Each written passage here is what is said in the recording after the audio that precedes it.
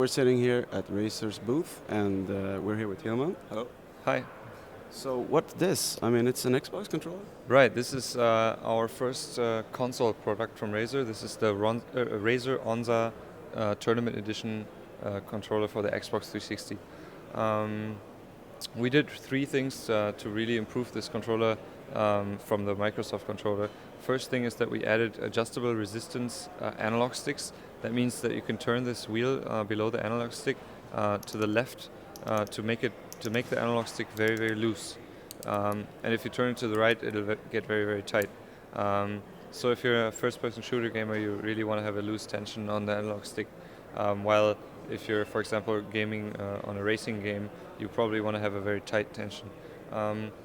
We worked on this controller with pro gamers, especially with Colin Fogel from the US, and he told me actually that pro gamers give their controller away to their friends first to really play with it and loosen this analog stick up. With our controller you can just do that right away, turn it to the left, it'll get loose, and you don't miss out on it being harder as well if you turn it to the right again. The second thing that we did is we added two extra buttons on the controller, which are located here on the shoulder sides of the controller on top. These are called multi-function buttons, and they relocate buttons from the surface of the controller to this position, to your fingertips.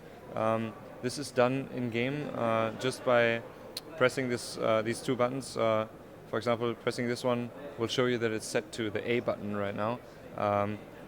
You can, for example, set it to the analog stick button, which is really good in FPS games. If you're using the scope, for example, you have to press down on the analog stick and then start aiming for your target. You can now use just this button here to go into the scope mode and then really just freely aim without cramping down on the analog stick as well. The third thing that we did is we incorporated the technology that we use in our gaming mice for the PC in the action buttons on the controller.